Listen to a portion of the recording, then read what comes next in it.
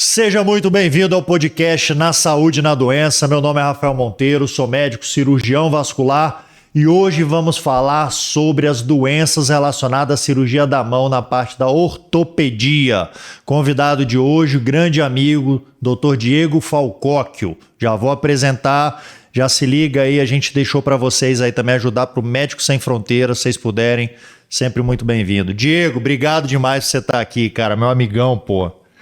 Obrigado pelo convite, Rafael. Um prazer, uma honra estar aqui. Eu, como o Rafael Ataíde, que já veio aqui também, eu sou colega de classe, amigo do Rafael. Exato. Então, a gente fez faculdade de medicina de 2000 a 2005 na Federal do Espírito Santo. Exato. Viemos fazer residência aqui em São Paulo e ficamos. O São Paulo nos engoliu, não deixou a gente voltar, mas estamos felizes aqui.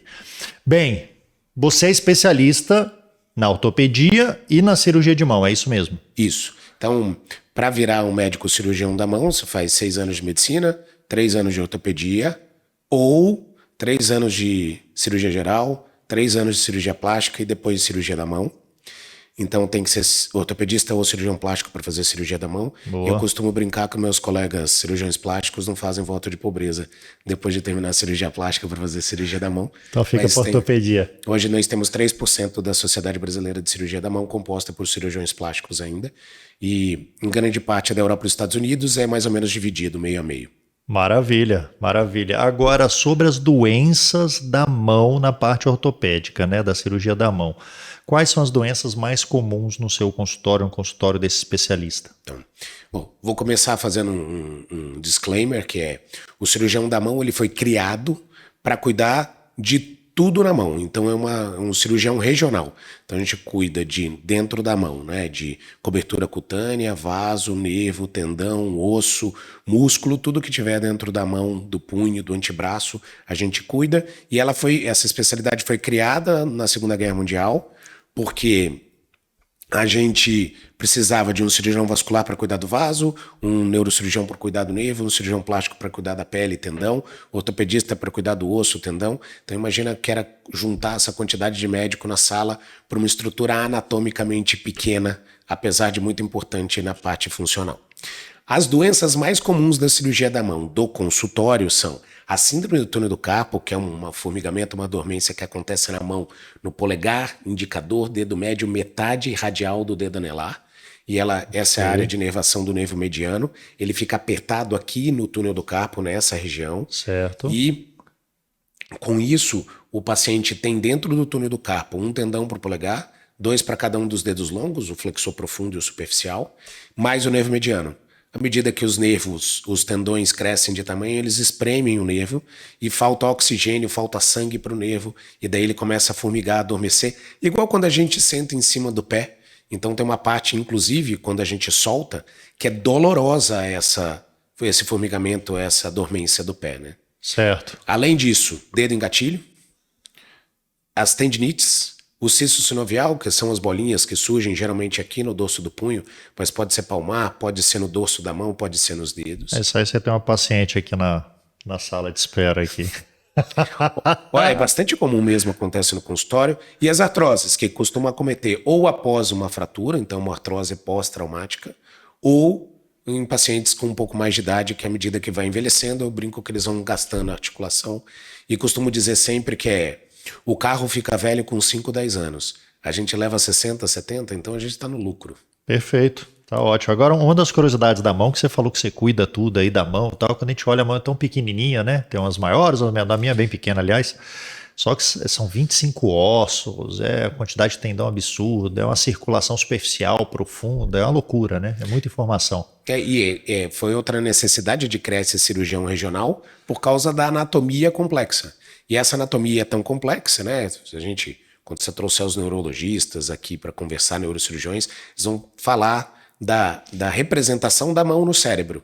Então, apesar de ser uma estrutura anatômica pequena, para o cérebro ela tem uma área muito maior para controlar a sensibilidade e a motricidade, o jeito que a gente mexe a mão, do que, por exemplo, a coxa ou as costas, que são enormes anatomicamente, mas eles têm, vamos dizer assim, uma função não tão específica, não tão fina quanto a mão, né? E a mão tem tanto uma função de força de preensão quanto uma função delicada para fazer alguns trabalhos manuais muito específicos e delicados.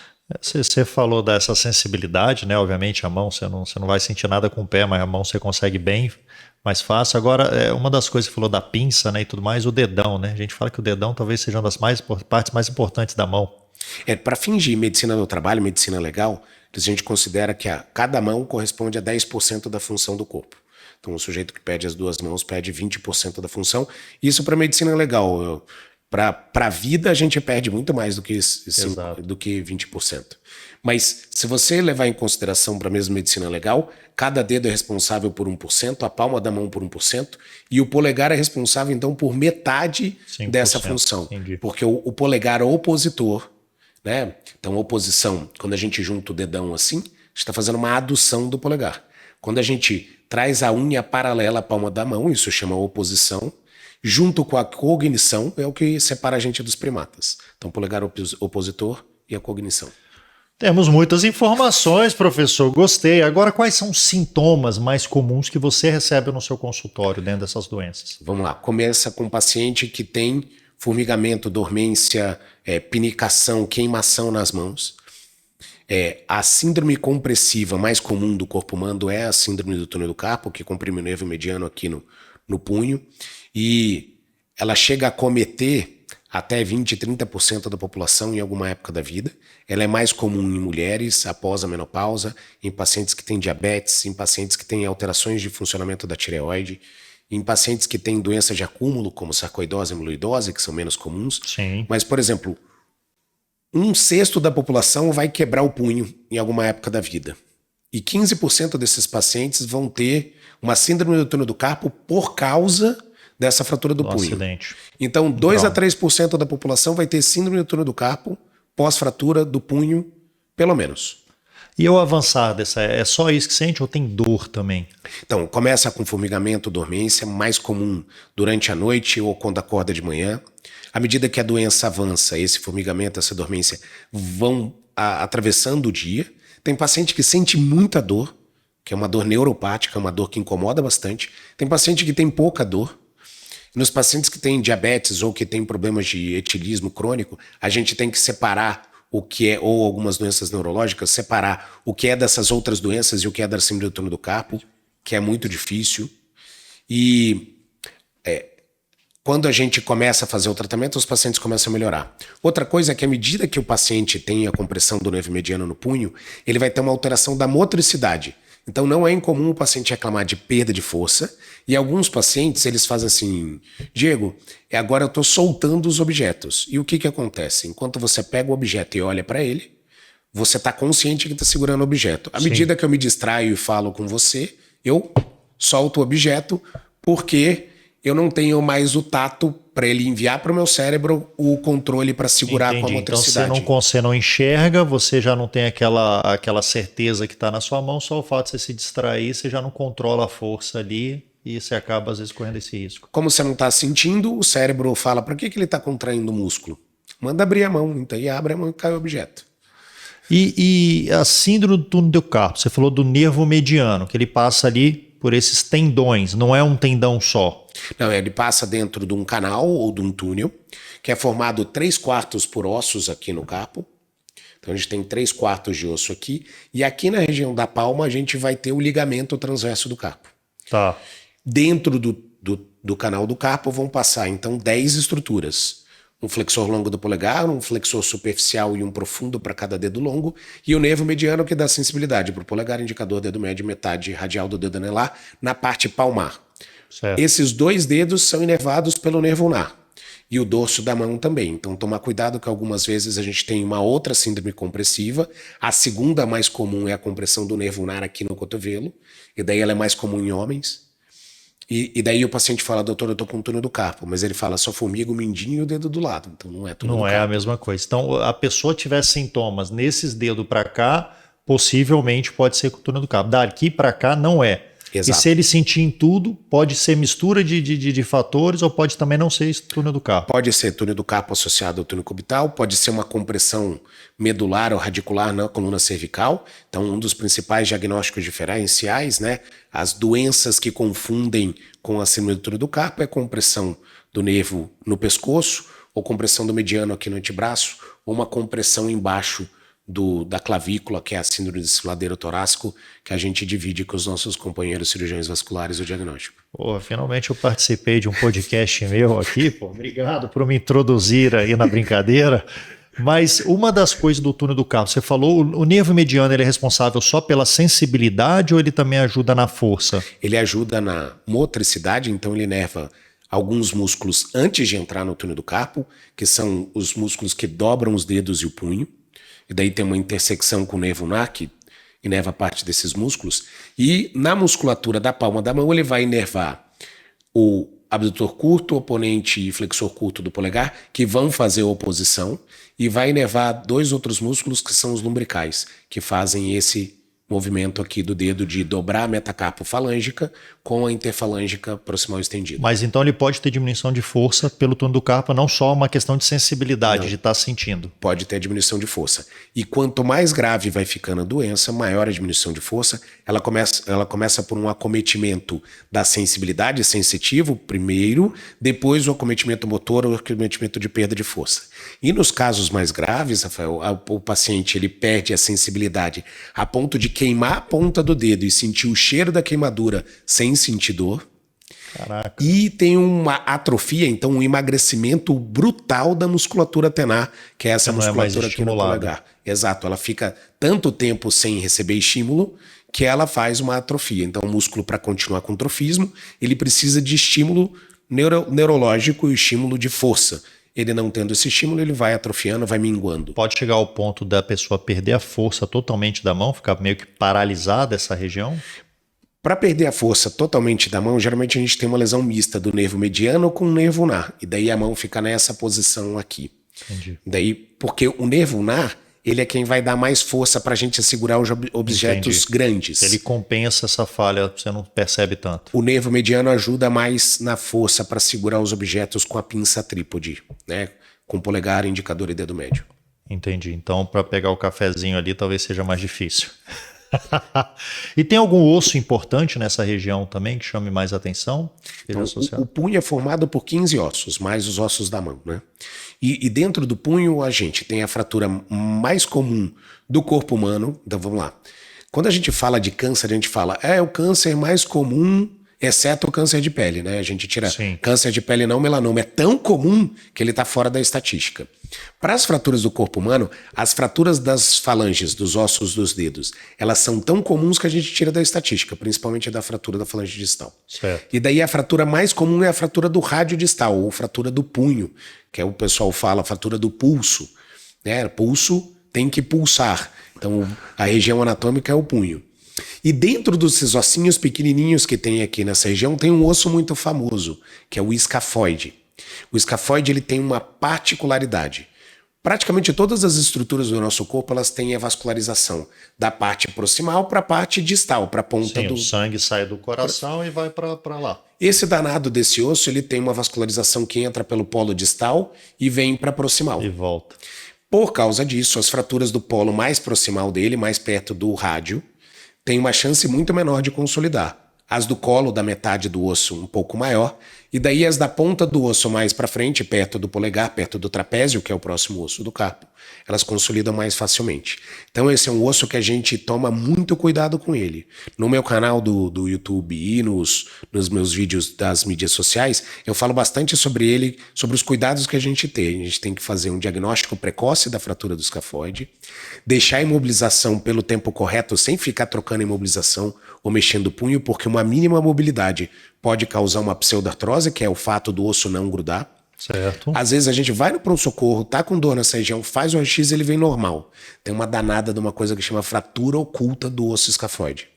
Quando você vai, tem dor na região e mesmo assim não aparece no raio-x, ou você tem que fazer a radiografia seriada por 3 ou 4 semanas para ver se ela não aparece no raio-x, ou depois de 48 horas do trauma você pode fazer uma ressonância magnética. Porque muitas vezes você deixa de fazer o diagnóstico da fratura e daí mais para frente ela aparece já como um osso não consolidado, dá muito mais trabalho. E fraturas com 1 milímetro de desvio, 1 milímetro é muito pouca coisa, né, Rafael? Mas com 1 milímetro de desvio precisam de cirurgia. Caraca, então esse osso é um dos ossos mais importantes da mão, então. Esse é um osso que Por ser mais delicado. Dá muito trabalho para fazer o tratamento. Minha esposa uma vez virou e falou: tem o osso escafoide lá que nunca gruda. Eu falei: não é assim.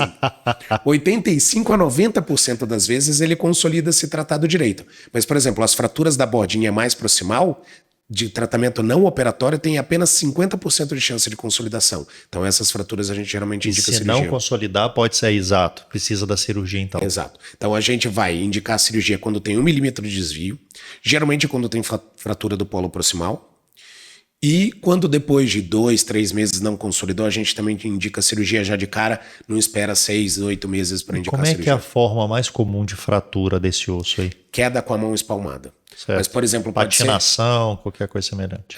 Caiu na rua com a mão espalmada, patinação, pode estar jogando futebol no goleiro, toma uma bolada, a mão bate assim, vai fazer algum esporte de luta, cai no chão. No jiu-jitsu pode tomar mão de vaca, que é um golpe que você faz assim ou assim com a mão, e daí faz a hiperextensão, a amplificação, pode quebrar o escafoide. Tá bom, Diego, você falou aí do escafoide, já entendi que ele é importante, mas aí, foi lá, tentou de forma clínica sem precisar operar, não melhorou, precisa da cirurgia ou já indicou a cirurgia direto. Como é que funciona esse procedimento? Primeiro você tem que garantir que a anatomia está perfeita. Então você tem que reduzir para ele ficar perfeito. Ou seja, encaixar o quebra-cabeça. Perfeitamente. Tá. Se ele está já reduzido, mas mesmo assim não grudou e parece que agora ele está se afastando, a gente pode passar um parafuso de compressão, que ele pode ser cônico ou do tipo Herbert, que ele tem passo de rosca, daí vai para os engenheiros, eles adoram essa parte. Uhum. Passo de rosca de tamanho diferente na cabeça e no corpo, e daí ele espreme uma parte contra a outra. A gente pode fazer isso para garantir a redução via artroscópica, então eu coloco uma câmara pequenininha que tem menos de 3 milímetros de espessura dentro do punho, olho o escafoide direto, vejo a redução dele, passo o fio guia, e daí passo o parafuso. O fio guia fica dentro do parafuso, depois eu tiro esse fio. Então você não precisa abrir tudo, você faz ali minimamente invasivo. Algumas vezes a gente precisa de um enxerto grande, quando tem uma absorção grande. A tendência do escafoide, ele parece um feijãozinho assim. A tendência dele é ir colapsando assim. Quando isso acontece, a gente tem que alongar ele de novo e deve ficar uma falha nessa parte aqui do meio. Sim. Ficando a falha, a gente encaixa um bloco de enxerto aqui, uma quantidade grande de enxerto esponjoso, que a gente tira da bacia, do punho, do cotovelo. Pode ser sintético também, esse enxerto, não? Não, porque o enxerto sintético tem uma chance ainda, né, em 2025, muito menor de consolidação do que o enxerto autólogo, o enxerto do próximo paciente. O enxerto ele tem algumas propriedades, então ele é ósseo-indutor, ósseo-condutor e ele é osteogênico. E a gente não tem ainda essas propriedades, né, na maioria dos enxertos sintéticos. E a gente pode até colocar uma placa, até alguns anos atrás, seria um absurdo falar isso. Hoje, principalmente para essas fraturas que tem um grande desvio, a gente pode colocar placa e parafuso. E tem inclusive uma cirurgia super complicada que a gente pode fazer, que é tirar um pedaço do osso do fêmur, lá no joelho, com um vasinho, fazer a anastomose desse vaso que tem menos de 1 milímetro de diâmetro aqui na artéria radial, para fazer, e das veias junto nas veias concomitantes da artéria radial, para fazer um enxerto ósseo vascularizado microcirúrgico para as fraturas que não consolidam do escafoide. Que não adianta nada se meter um osso e não tiver circulação. Vai morrer o osso do mesmo jeito. O osso é uma parte viva, né? A gente acha que o osso é a parte morta. Se ele é pequeno, a gente ainda tem uma chance grande dele consolidar com um enxerto que vem com aquelas propriedades que eu falei. Se já é um pedaço maior, aí a gente precisa de um osso vivo. Sensacional. Gostei desse escafoide, apesar dele dar trabalho. Gostei. Agora, o do túnel do carpo ainda, uma das coisas que me chama muita atenção é que a gente procura túnel do carpo, ou mesmo a gente ouve de colegas, é cirúrgico. Como é que funciona o tratamento? Então, para síndrome do túnel do carpo, tem 2 indicações absolutas de que a gente deixou a hora ideal da cirurgia passar, então tem que operar de urgência. Que é quando começa a emagrecer a musculatura tenar, como eu tinha falado. Sim. Quando a gente tem um uma atrofia da musculatura aqui dessa região. Ou seja, é um caso bem avançado. Ou com perda de sensibilidade da ponta do dedo. Então, se tem essas duas condições, tem que indicar cirurgia de cara, mesmo que seja a primeira consulta do paciente com a gente. Porque pode ficar um déficit para sempre, mesmo operando, é isso? Mesmo operando, grande parte desse déficit deve ficar. Então, você deve ficar com uma sensibilidade diminuída e a musculatura deve voltar parcialmente. Se ela já sofreu essa atrofia há mais de 1 ano e meio, 2 anos, então você tem uma degeneração da placa motora.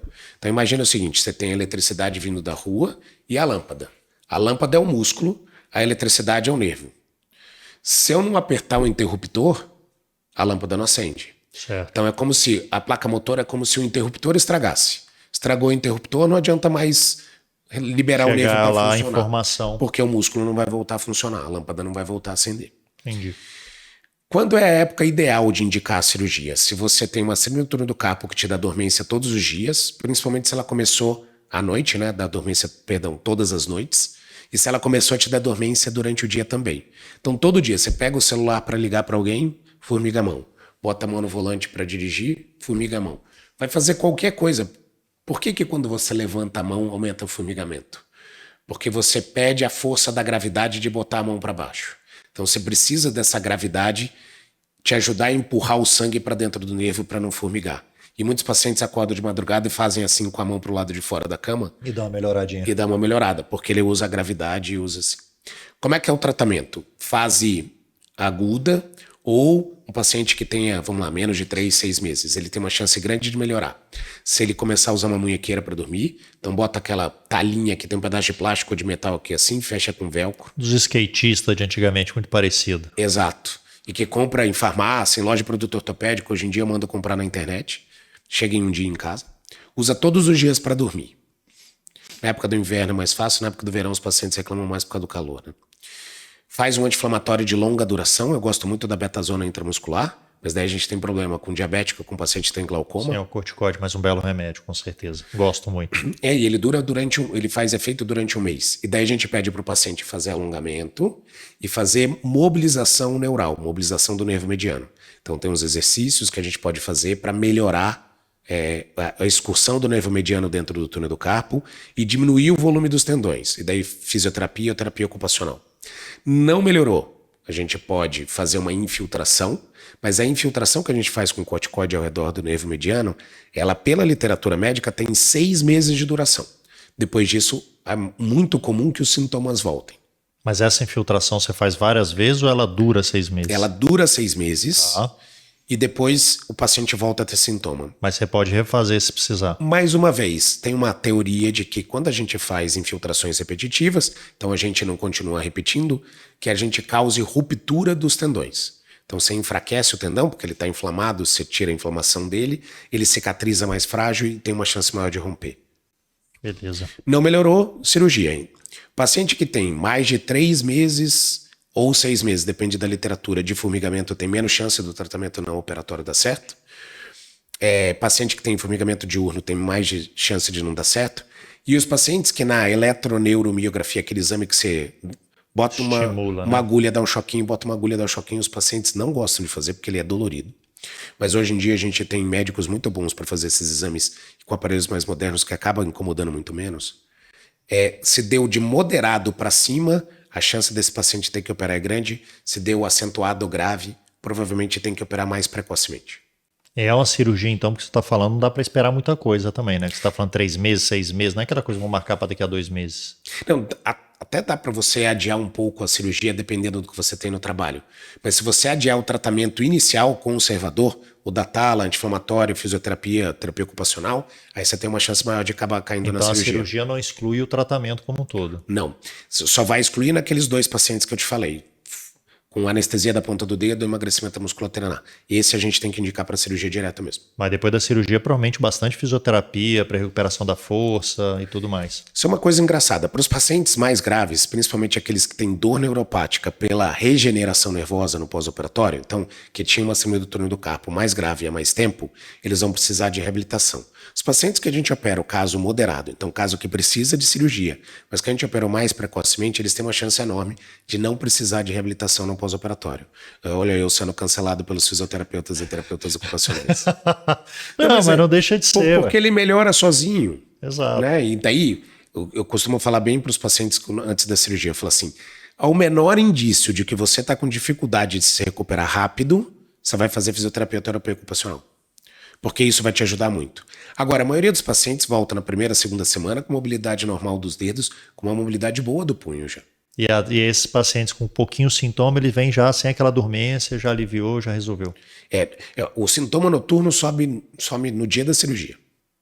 Os outros é variável. Deve ser um alívio danado, né? Imagina, tem paciente que não dorme há meses direito por causa da síndrome noturna do carpo, você opera e fala, doutor, eu voltei a dormir. Uma melhora de qualidade de vida absurda. E agora sim, tem uns fatores que causam essa doença, né? Depois a gente queria dar uma passada por cima, como é que eu previno também, como é que dá para prevenir alguns fatores aí. Inclusive um deles eu queria saber se é genética, a questão genética, meu pai, minha mãe teve, se aumenta o risco de eu ter também. Então, fator genético. A gente sabe que ele existe e tem muitas famílias que têm de repetição, mas a gente ainda não identificou nenhum gene, nada que a gente sabe que predispõe a síndrome noturna do carpo.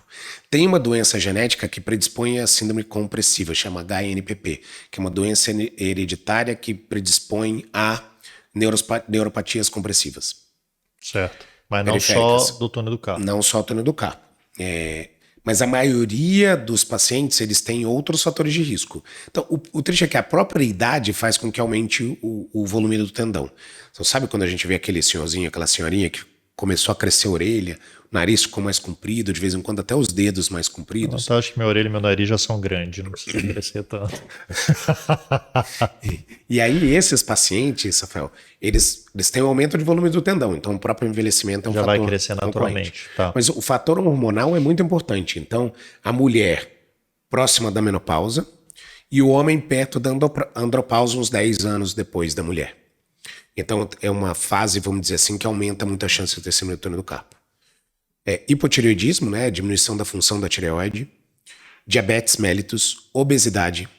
E daí, paciente que está em diálise há mais de 3 anos tem mais de 9 vezes a chance de ter síndrome noturna do carpo do que os outros pacientes. Então, doença renal crônica dialítica e não dialítica. E tem uma explicação para isso? A gente acha que grande parte desses pacientes tem acúmulo de amiloidose, né? Que é uma das doenças amiloide, que você falou lá, né? Mas não só isso, a gente não consegue, fazendo uma biópsia dos tendões ou da parede do túnel do carpo, identificar. Inclusive está para sair cada mais trabalhos, porque vamos dizer assim, a gente tem estudado a doença amiloide na síndrome do túnel do carpo e em outras neuropatias compressivas. Certo, e para eu prevenir, aliás, outra pergunta também, esporte, alguma atividade assim para túnel do carpo, sei lá, eu penso muito no tênis, em esporte manuais, assim. Toda atividade que você fizer uma compressão do nervo aqui, então que você bote uma munhequeira, alguma coisa apertada, aumenta a chance, não a munhequeira da talinha, a munhequeira que aperta, certo, aumenta a chance. E toda atividade que você fizer, seja laboral ou esportiva, que você fique em hiperextensão ou em hiperflexão. Então vou usar os conhecimentos do meu amigo cirurgião vascular de novo. Bora. Um compartimento normal tem 30 milímetros de mercúrio, certo? A pressão lá dentro. A pressão dentro do compartimento normal é 30 milímetros de mercúrio. Quando eu faço a hiperextensão do punho ou a hiperflexão, a pressão dentro do túnel do carpo sobe para 90 a 100 milímetros de mercúrio. Então isso, num tempo muito prolongado, causa isquemia do nervo. Exato. E o fato de, eu estou pensando muito no tenista, né, que ele acaba fortalecendo muito essa musculatura de antebraço e tal, isso influencia negativamente ou isso não seria problema? Para paciente que faz hipertrofia na musculação, tem trabalho científico que comprova isso. Para tenista, o tenista costuma ter outras doenças. Então é mais fácil que ele tenha alteração dos tendões ao redor do punho, por causa do tamanho da força que ele faz, porque o tenista ele acaba fazendo mais força com a musculatura que não passa dentro do túnel do carpo. Então com o flexor radial e unar do carpo, extensor unar e extensores radiais do carpo. Então com isso ele tem mais chance de ter tendinite, ele tem mais chance de machucar a articulação entre a cabeça da una e os ossos do carpo, então essa região, então chama impacto unocarpal, e ele tem muito mais chance de desenvolver uma epicondilite hoje medial. Então, a doença clássica, que o pessoal chama de cotovelo do tenista, ou tênis elbow, que era a epicondilite lateral, ela acontecia quando se fazia o movimento de backhand errado e se utilizava a musculatura extensora do punho para fazer esse movimento de backhand. Então, a epicondilite lateral ela é mais comum em tenista amador. Nos tenistas profissionais... Os caras já se prepararam. A melhora do gesto no esporte foi tão grande que eles não fazem mais epicondilite lateral. Mas o tamanho da força que eles empregam na bola para fazer os forehands, né, para bater de frente na bola, é tão grande que eles começaram a fazer epicondilite medial. Fora, acho que imagina até o próprio impacto de bater na bola, né, querendo ou não ter uma resistência ali e já vem uma pancada e ainda batendo forte, então isso aí vai lesando. E daí, para os pacientes que vêm no consultório, né, a gente tem poucos tenistas profissionais do Brasil, mas comparado com a quantidade de tenistas amadores, o que a gente pede é para corrigir o gesto no esporte, então para o professor corrigir o gesto desses pacientes no esporte, para eles fazerem alongamento, e muitas vezes a gente olha peso da raquete e pressão que dá na corda, né? Então a tensão da corda da raquete também é muito importante. Exato. E, Diego, outra coisa que eu tenho muita dúvida, pessoal da academia, musculação, aumenta o risco desse túnel do carpo ou não?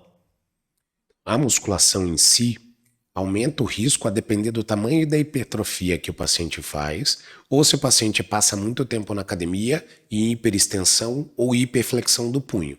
Se isso acontecer, aumenta a chance sim.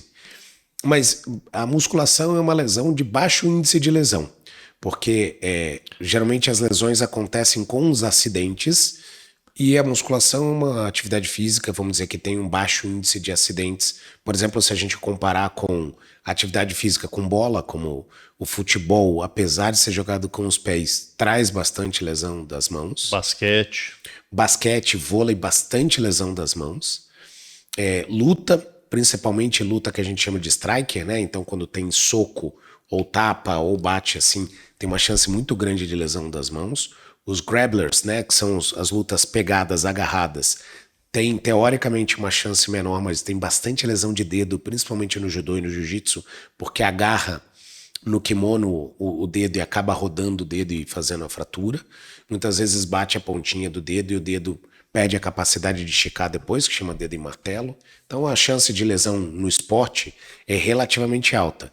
E esse é um campo de super interesse da maioria dos meus colegas cirurgiões da mão, porque o atleta é um cara que quer voltar logo para a atividade Exato, dele. Tem né? que voltar inteiraço. E ele, mesmo atleta amador, é maluco para voltar para o que ele faz, porque a atividade física faz bem para o corpo dele, mas também faz bem para a cabeça.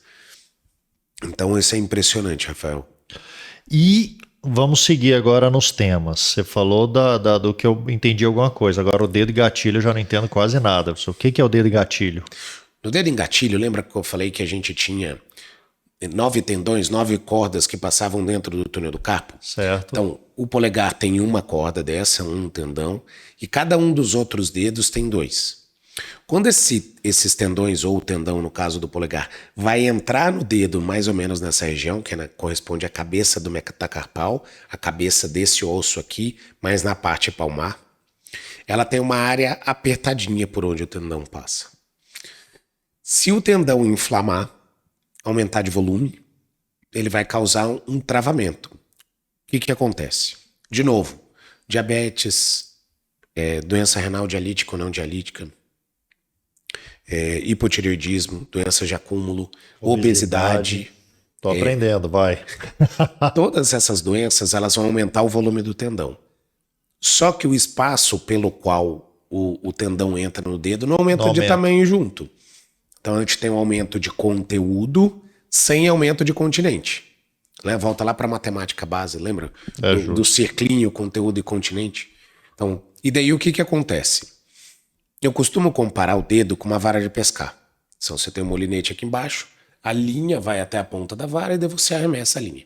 Vamos supor que a linha seja o tendão. Certo. O que faz com que a linha fique próximo à vara? Tem vários anéis.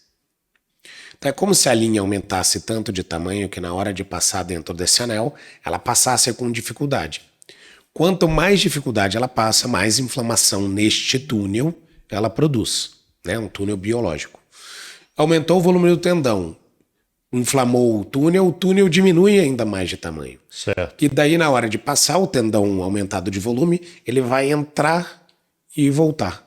A hora que ele faz isso, o dedo dobra e volta com dificuldade. Por que é mais fácil dobrar o dedo no dedo engatilho do que esticar de volta? Porque os tendões que dobram o dedo são 6 a 8 vezes mais fortes do que o tendão que estica. Então, geralmente, o dedo trava nessa posição. Na posição do gatilho. Né? E daí, por que chama dedo engatilho? Porque ele vai, até que você vence a resistência, ele vai de vez. Mesma coisa para voltar. Ele volta, trava, vence a resistência, vai de vez. E o gatilho da arma, a mesma coisa. Ele vai, até que a resistência fica muito grande. E assim que você faz o disparo, a resistência diminui de vez. Pô, sensacional. Isso pode acontecer em qualquer um dos dedos. Qualquer um dos 10 dedos da mão. Mais comum: anelar, mínimo, polegar, médio, por último, indicador. Vamos lá, qual é o mais comum? Anelar. O mínimo. Tem gente mínimo, que diz tá. que é anelar e polegar, anelar e mínimo, mas é esses 3 mais comuns, Tá. depois o dedo médio e por último o indicador. Indicador. O Que menos bom, comum. né? Para apontar dedo pros outros tá mais fácil, então não trava tanto. Já é alguma coisa. E o do outro eu não vou falar para que serve. Mas esse dedo engatilho, quais são as causas dele para eu ter essa inflamação? É acidente, é trauma? O mais comum assim, assim, eu não tenho nenhum fator de risco que você falou. Eu Então, posso ter? Pode. Porque o tendão pode aumentar de volume por algum motivo. Essa é a única tendinite que a gente não tem documentado que fatores ambientais, como por exemplo o trabalho ou o excesso de utilização das mãos, causem a tendinite. Tem uma coisa que a gente tem dúvida que é o atrito. Então, por exemplo, se você faz muito atrito nessa região, pode ser que isso seja um fator de risco. Entendi. Mas os fatores de risco são aqueles outros que eu São comentei. os mais habituais ali, mas não pega trauma, então, E de novo, musculação e tudo que a gente estava falando. Mulher na menopausa é muito comum. E idoso é bastante comum, né? Aquela história de aumenta o volume das orelhas, dos dedos, do nariz, e daí aumenta o volume do tendão e causa dedo engatilho também. É uma coisa muito importante que, para quem não entende aí também, assim, que você foi falando, eu fui pensando, o tendão ele precisa da movimentação que não é o músculo que puxa, o músculo puxa o tendão, e o tendão é o contato direto ali com... O músculo está aqui no antebraço, né? O do polegar vai até um pouco mais para frente aqui assim. Mas o músculo está aqui embaixo. Do músculo sai o tendão, que é a corda que liga o músculo no osso. E a hora que o músculo contrai aqui no antebraço, ele vai puxar o tendão e o tendão vai puxar o osso. Né? Essas então, imagens, às vezes você acha até no YouTube aí também, um negocinho, né? Puxando. é uma marionete. Marionete. Então tem isso. aquela cordinha da marionete que você puxa, ela vem. O músculo está longe. Então a gente fala que o músculo é a unidade contrátil e o tendão vai ser a unidade efetora realmente da contração pela unidade contrátil. Né? Mas, Diego, o dedo em gatilho, ele deixa a cirurgia, tem risco, tem complicação ou não? Então, a cirurgia pode ser feita então daquelas várias formas. As complicações mais comuns são abrir a ferida, principalmente quando a gente faz aberto, Certo. e por isso os pontinhos ali pode abrir um pouquinho. que chama deiscência, né? E Certo. pode fazer uma infecção, que é muito mais raro, mas é relativamente comum que o dedo do paciente não estique completamente. Então que o paciente, na hora que vai apoiar a mão na mesa, ele fique com essa parte do meio do dedo um pouquinho dobrada. Tá. Isso pode ser temporário, na maioria dos pacientes é. Em alguns pacientes ele dura mais tempo, porque provavelmente ele já vinha assim antes de fazer a cirurgia, né? E daí aumenta a chance de que ele tenha essa perda da extensão completa, que não atrapalha em nada a função. Perfeito. Cistos, você falou que tem cistos ali, sinoviais. Sinoviais são cistos das articulações, é isso? Isso. Isso é um tema que tem bastante estudo, bastante controvérsia, porque a gente não sabe o porquê nem como surgem os cistos. Então a gente tem algumas hipóteses, a gente acha que acaba acontecendo uma fraqueza ou de um ligamento ou entre 2 ligamentos, que fazem com que a parede da articulação, né? Então a articulação, ela tem os ossos com as cartilagens do lado de dentro, Sim. e daí ela fechada hermeticamente para não vazar o óleo líquido, da articulação, né? que é o líquido sinovial. Em algum momento tem uma fraqueza e começa a crescer uma bola, igual uma bexiga, um balão de encher dessa articulação que forma o cisto sinovial. Ou seja, aquelas bolhas de pneu, né? Indo para fora ali. Exatamente. Antigamente, quando tinha bolha na câmara da bicicleta, lembra? Exato. Então, quando faz essa bolha. Então, essa bolha ela está cheia de líquido sinovial, mas ela não cresce rápido e longitudinalmente, ela não tem o pedículo fácil de ver. Geralmente, o pedículo é sinuoso e quando a gente aperta esse cisto, ele não volta para dentro. O líquido não volta para dentro da articulação, porque ele faz um mecanismo de válvula com esse crescendo esse Ou seja, pedículo. chega lá e fica ali. E degenera, igual quando a gente vai fritar o ovo, que a parte da clara, que é meio transparente, fica branca, né? O líquido articular fora da articulação, ele fica mais gelatinoso. Então, quando a gente Perde faz a a fluidez punção dele. do cisto, ele sai como se fosse uma cobrinha de gelatina. Eu já fiz, cara, para cisto no joelho e tal, e vem aquela coisa mais densa, né? Não fica... Inclusive, geralmente, quem não está acostumado entra com uma agulha fina, não funciona. Tem que entrar com agulha grossa. Agulha grossa, exato. Porque senão não vem. sai por causa da viscosidade aumentada, né? O líquido sinovial parece um óleo de carro um pouco mais fluido, né? E esse parece uma gelatina mesmo. E esse cisto é só aqui na parte da mão aqui anterior ou também na posterior? O mais comum é aqui. Então a gente tem uma parte, um ossinho que chama tubérculo de Lister. 1 centímetro depois a gente tem a articulação entre o escafoide, aquele ossinho que a gente falou da fratura, e o semilunar, que é o vizinho dele. Entre os dois, entre o ligamento deles, que é o ligamento escafolunar, e a cápsula articular dorsal, tem uma estrutura, que é um septo entre a cápsula e o ligamento. E ali começa a encher de líquido e a região mais comum do cisto sinovial é aqui. A segunda mais comum é aqui. Certo. E depois pode ter nos dedos, no dorso da mão, acompanhando o tendão. E tem um cistinho especial que dá aqui na ponta do dedo, na articulação interfalângica distal, que é um cisto causado pela artrose dessa articulação, que se chama cisto mucoso ou mucinoso, que pode inclusive causar uma deformidade da unha. Tá. E esse cisto, eu imagino por ele crescer e tudo, ele vai empurrar nervo, tendão, às vezes alguma coisa assim. Quais são os sintomas geralmente que a pessoa tem? Além dessa massa, né? Às vezes deve dar para sentir, né? Palpar. Geralmente ele pode ser visível, ele pode ser palpável, ele é aderido a planos profundos, mas não tem na história da humanidade nenhum cisto que virou câncer. Então tem um tumor que chama sarcoma sinovial, mas geralmente ele cresce um pouquinho afastado da articulação e não na articulação.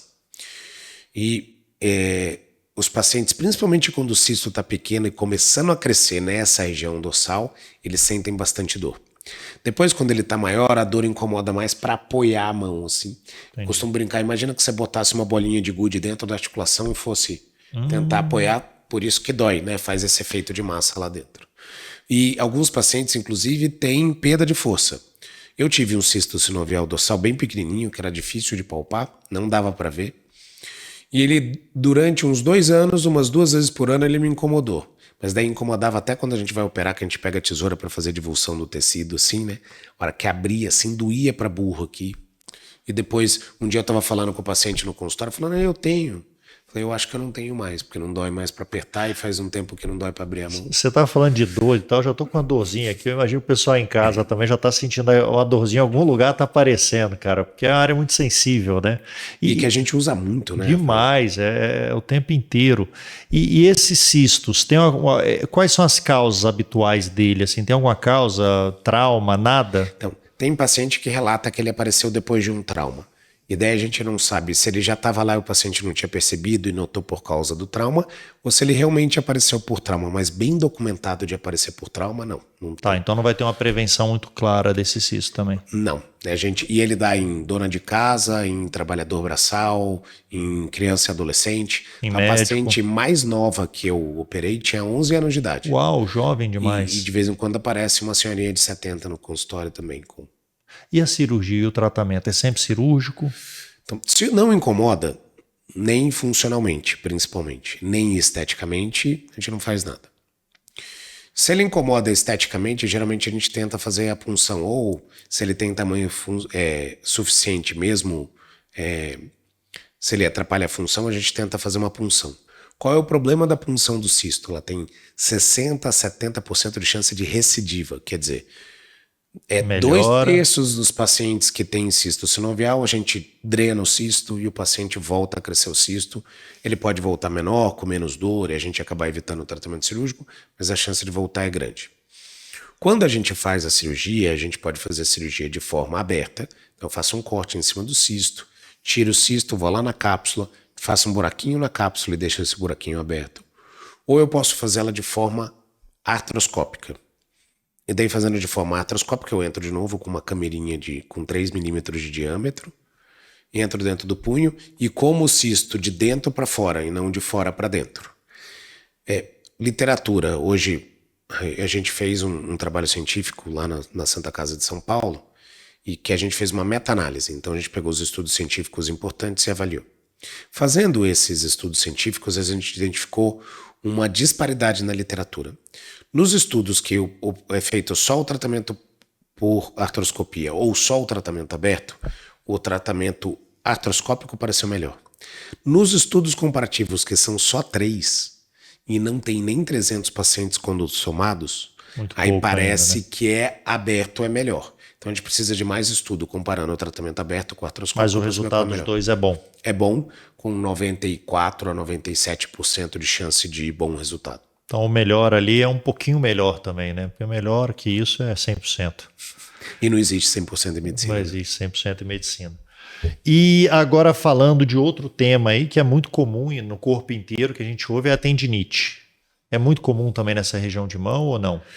É difícil a gente ter uma tendinite clássica, né? Qual que é a tendinite clássica? Ela chega a fazer até barulho, porque ela faz crepitação, ela faz parece uma porta velha. E você palpa e sente como se tivesse Mas realmente não é alguma estralar, coisa né? enferrujada. Estalar, né? Não, é igual a porta. Sabe quando você vai abrir uma porta, tá faltando óleo, ela faz... Entendi. Então, o tendão faz a mesma coisa na hora de mexer. E você sente como se ele tivesse uma corda velha arrastando no móvel, na pedra, assim. É essa sensação. Então, isso é uma tendinite clássica, né?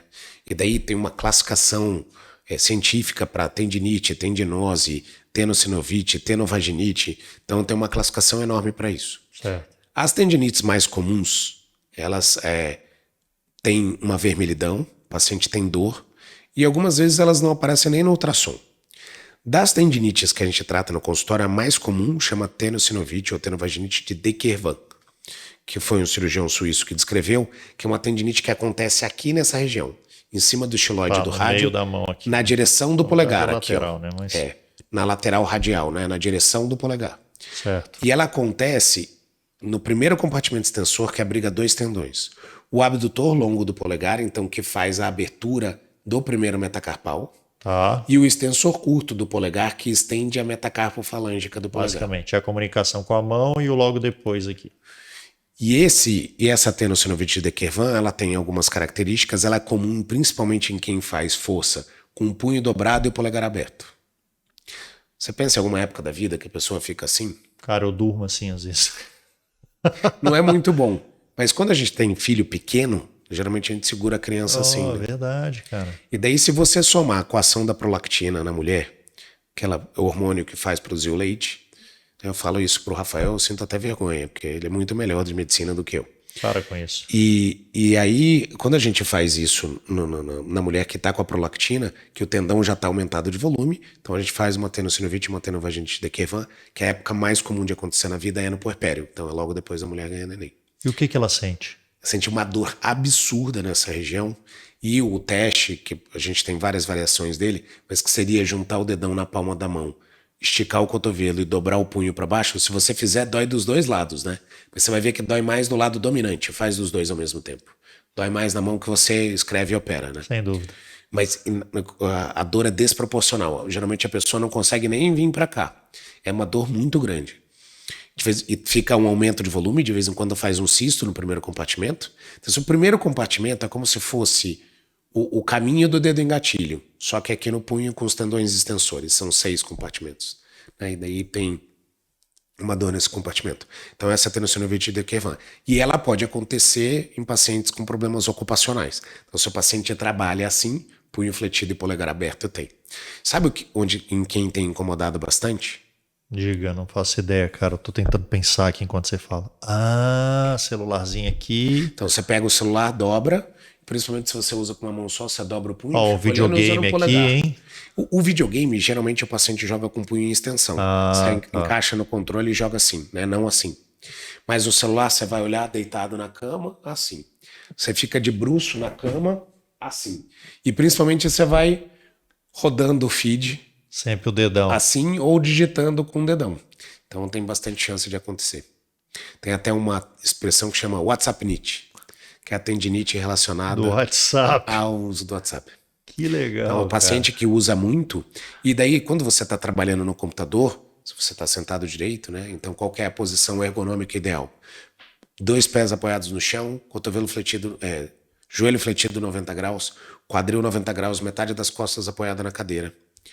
Aí, a hora que você coloca a mão assim na mesa, os ombros têm que estar relaxados e, de preferência, o cotovelo fletido a 90 graus. Então, se a gente estivesse digitando aqui, a gente ia ter que levantar a cadeira e, de vez em quando, botar um apoio para o pé, né? Que é para ficar tudo 90 graus. Certo. E, de preferência, a tela na frente do olho. Mas você digita assim, né? Então, você apoia metade do antebraço na mesa e digita assim. Se você digitar dessa forma, a chance de você desenvolver um tipo de tendinite diminui. Se você, por exemplo, tem gente que levanta o laptop para a tela, fica de frente e digita assim, aumenta a chance de tendinite do punho. Então, à medida que você sai da parte ergonômica, e hoje muita gente trabalha no celular, né, Rafael? Muita Pois gente. é, hoje você consegue. O computador era tudo, hoje você faz muita coisa no celular, né? Então, digital influencer, pessoal que faz digital media, mídias sociais, né, relação pública, vendedor, vende muito pelo celular, né? Médico respondendo os colegas, os Os pacientes, pacientes. né?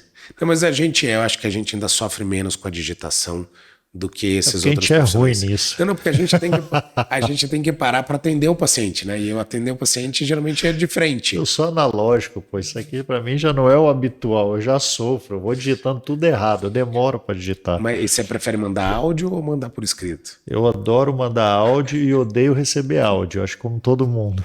Eu não gosto tanto de mandar, não. Mas receber eu também não gosto. E a tendinite, o tratamento, eu não imagino nada cirúrgico. É só tratamento clínico ou pode ser cirurgia também? Para a maioria das tendinites, o tratamento é uso de mobilização até melhorar um pouco a dor, fazer bastante fisioterapia, terapia ocupacional, terapia da mão, fazer uso de anti-inflamatório. Depois pode usar a órtese para dormir, sempre ajuda, porque evita da mão ficar nessa posição que você falou que você dorme. E se não estiver melhorando, a gente pode, em algumas delas, fazer infiltração. E tem umas poucas tendinites que podem ter tratamento cirúrgico. Então, essa tenossinovitídea equivã tem chance de precisar operar. Quando precisa operar, geralmente a gente faz um cortinho pequenininho aqui, abre a parte dorsal do primeiro compartimento extensor. E a tendinite do sexto compartimento extensor, que é o extensor lunar do carpo, ela pode vir acompanhada de uma instabilidade do tendão. E daí essa é uma das causas de dor nessa região do punho, que é uma dor difícil de tratar, vamos dizer assim. E essa tendinite, ela pode se tornar crônica a ponto do paciente não conseguir ter melhora, ficar difícil demais? E difícil que aconteça, viu? Então, por exemplo, tem algumas doenças que são subdiagnosticadas na medicina. Então tem gente que fala, não, o paciente tem uma tendinite que ele nunca melhorou. Aí a gente vai descobrir que ele tem uma distonia e atividade específica, que o nome comum lá atrás era cãibra do escrivão, né? Que era o cara que escrevia há muito tempo, e daí ele tem uma distonia, uma doença neurológica, que vai atrapalhar ele a escrever. Ele pode ter uma distonia e atividade específica, por exemplo, em músico. Então, o cara faz muito aquela atividade, ele pode desenvolver essa distonia, que a gente fica morrendo de dor, né? Porque a pessoa que escreve muito e desenvolve essa distonia, você fala, passa para o computador, começa a digitar, geralmente é o suficiente para ele. Mas um paciente que vive da música, se pedir para ele trocar de atividade ou de instrumento, é muito difícil. Virar DJ. É difícil, difícil. E outro tema também que me na cabeça vem idoso, é a artrose. É só idoso ou pode ser pessoas mais jovens? Então, em pessoas mais jovens, a artrose geralmente ela é pós-traumática. Então, você teve uma fratura luxação, lesou a cartilagem articular, os ligamentos, alguma coisa dentro da articulação ou ao redor da articulação, que vai fazer com que você trabalhe fora do eixo biomecânico ideal. Então ela é feita para trabalhar assim. Você começou a trabalhar meio de lado e daí vai desenvolver artrose. E o que é artrose, afinal? Artrose é um desgaste da articulação, Tá. né? Em medicina, ose quer dizer degeneração. Então a artrose é degeneração da articulação. Você pode ter uma artrite. O que é a artrite? É uma inflamação da articulação. Na língua inglesa e literatura inglesa, eles chamam de artrite degenerativa as artroses que a gente chama em português. Certo. Porque, mesmo sendo uma degeneração, ela tem um componente inflamatório. Então a artrite ela pode caminhar para artrose no final. Pode. E daí as doenças autoimunes, que pode começar até em crianças e adolescentes, elas desencadeiam uma artrose, uma degeneração articular, geralmente mutilante, né? Então a gente via muito a artrite reumatoide, que começa em mulheres por volta dos 30 e poucos anos, 40 anos de idade. Geralmente ela destruía a articulação do punho, da mão, do cotovelo dessas pacientes. Acontecia no ombro, no joelho, mas a mão e pé são, vamos dizer, os locais de preferência de abertura dos sintomas. Mas hoje, com os imunobiológicos, isso melhorou muito. Então, as cirurgias são muito menos, em pacientes muito menos mutiladas pela doença do que era antes. E a artrose tradicional, a artrose primária, né? Então, em medicina, quando a gente não sabe a causa, a gente chama de primário, criptogênico ou... tem um outro nome, que fugiu. Idiopático. Idiopático. Então, idiopático é doença de causa própria. Primário quer dizer que não é secundária a outra doença. E criptogênico é de causa desconhecida ou escondida. Então, essa artrose acontece pelo desgaste natural da idade. A gente sabe que tem um componente genético importante. Então, esses pacientes, geralmente, eles vêm de uma família onde o pai, a mãe e os tios tinham artrose. Se é uma mulher que vem de um pai com artrose, a artrose costuma acometer mais precocemente e de forma mais grave. Mais grave, mulher. Né? A mulher que vem de um pai com artrose. De novo, eu não lembro de ter os genes mapeados para isso. E daí tem uma indústria forte de medicamento que tenta controlar essa artrose. Então, a maioria dos pacientes já ouviu falar em sulfato de condroitina e glicosamina, colágeno hidrolisado, não hidrolisado, medicamento retirado do caroço do abacate. Tinha um que eles falavam que saía da unha do gato, né? Que era da unha do gato, barbatana de tubarão.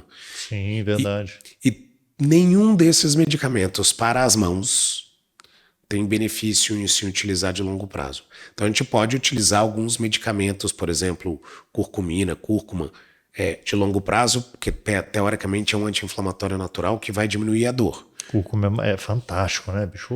Coisinha que faz bem. Mas a gente não tem dado estatístico de que isso vá postergar a artrose. Tem a artrose mais comum do corpo humano é a artrose dessa articulação, da interfalângica distal. E a segunda artrose mais comum da mão é a da base do polegar, ou risartrose. Tem uma história interessante que diz que a risartrose vem de risoartrose. Riso é arroz em italiano.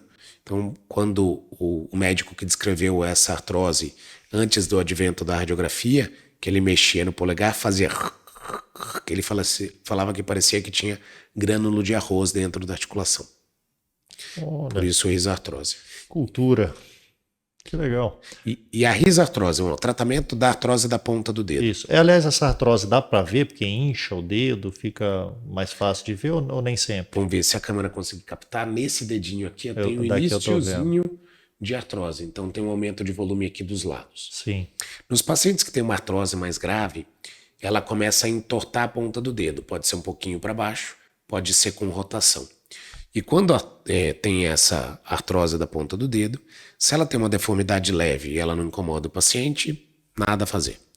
Se o paciente tem dor, geralmente as dores vêm em salvas. Tem 2, 3 meses de dor, para de doer. Pode acontecer mais 1 ou 2 vezes.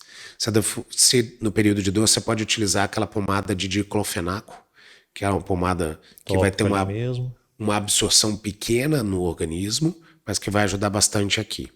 Pode mobilizar, pode aquecer, cada paciente tem um pouco de conforto com uma medida diferente, mas teoricamente em 2, 3 meses está resolvido.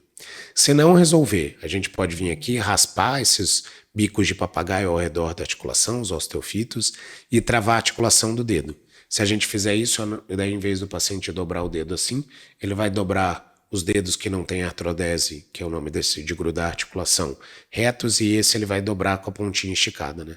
Então ele dobra o meio e a pontinha fica esticada, com firmeza. Para artrose da base do polegar, para risartrose, geralmente a gente faz o tratamento não operatório com o uso de uma órtese, que prende essa articulação. Certo. Uso de medicação anti-inflamatória e fisioterapia, terapia ocupacional, para fazer analgesia e para fortalecer essa musculatura, a musculatura tenar. Tá. Se a gente fortalecer a musculatura tenar, provavelmente a gente aumenta a estabilidade articular e diminui a progressão da artrose. E isso aqui, ó, estralar os dedinhos aqui, pode dar artrose? E essa é uma pergunta, na verdade a pergunta que eu costumo fazer é se estralar o dedo faz mal. Isso. Não tem nenhum trabalho científico que diga que estralar o dedo faz mal. Nenhum. Porque tem gente, eu lembro, fala, tem os dedos inchados, aquela característica de artrose, fala de tanto estralar o dedo. Não tem nenhum trabalho científico. Inclusive, teve um médico que estralou o dedo por mais de 30 anos. Ele estralava de uma mão só e as duas mãos ficaram iguais. E o que é o barulho do estralo? A gente não tem certeza absoluta, mas parece que é o seguinte. Quando a gente está aqui, um pedaço da articulação está colabada, né? A cápsula articular está junto do osso da cartilagem. E aí, a hora que a gente força até o final a mobilidade, o líquido sinovial vai e ocupa esse lugar que tinha um vácuo. E daí, a hora que ele ocupa esse lugar, faz um estralo, né? Emite um som. Então, provavelmente esse é o estralo. Então não é, porque às vezes quando a gente faz, a gente pensa, é um osso batendo no outro, que seria ruim, né? Exato, mas não, provavelmente é isso. É o líquido sinovial expandindo o lugar onde estava com vácuo. Sensacional. Diego, eu queria entender agora quais são os sintomas. Você falou formigamento. Formigamento pode dar uma vez ou outra, mas o que faria uma pessoa hoje procurar você no consultório e falar, eu preciso passar no cirurgião de mão? Isso daí, os sintomas. Então, como a gente atende uma gama enorme de doenças, então pode ser pelos mais diversos motivos. Mas os mais comuns, Isso. Dor do cotovelo para baixo, então dor do cotovelo até o dedinho, pode procurar o cirurgião da mão. Formigamento, dormência, queimação, etc., em alguma área dessa região também pode ser motivo para procurar o cirurgião da mão. Uma disfunção na mão, no dedo, no punho, que te leve a dor ou perda de força ou perda de função, é motivo para procurar o médico. Se você tiver um trauma, passou 1, 2 dias, não melhorou, procura o médico. Sim. Então sua porta de entrada pode ser um pronto-socorro que tem um ortopedista, um bom clínico, para ele fazer o encaminhamento.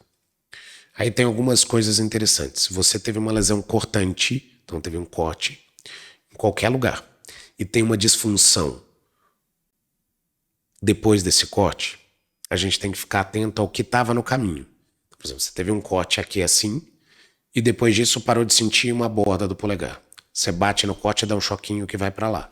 Provavelmente nesse corte você cortou o nervo que dá sensibilidade para cá. Certo. Você teve um corte aqui no punho, os dedos estão mexendo bem, mas o polegar parou de dobrar a pontinha. Você pode ter cortado o flexor longo do polegar. Então, se você tem uma lesão cortante e uma disfunção distal a essa lesão, em teoria Isso a não gente é tem raro, que hein? explorar. Não, isso é bastante comum. E muitas vezes passa com um médico que não entende de cirurgia da mão. Ele fala, não, daqui 2 semanas tira os pontos. E para uma lesão do flexor longo do polegar, do extensor longo do polegar, dos flexores dos dedos, de um nervo, 2 semanas é bastante coisa. Que já retraiu, já fica mais difícil de tratar. Exatamente. Então essa é uma coisa muito importante. Bateu a mão, caiu, apoiou, tá com dor 2 dias depois, procura o médico.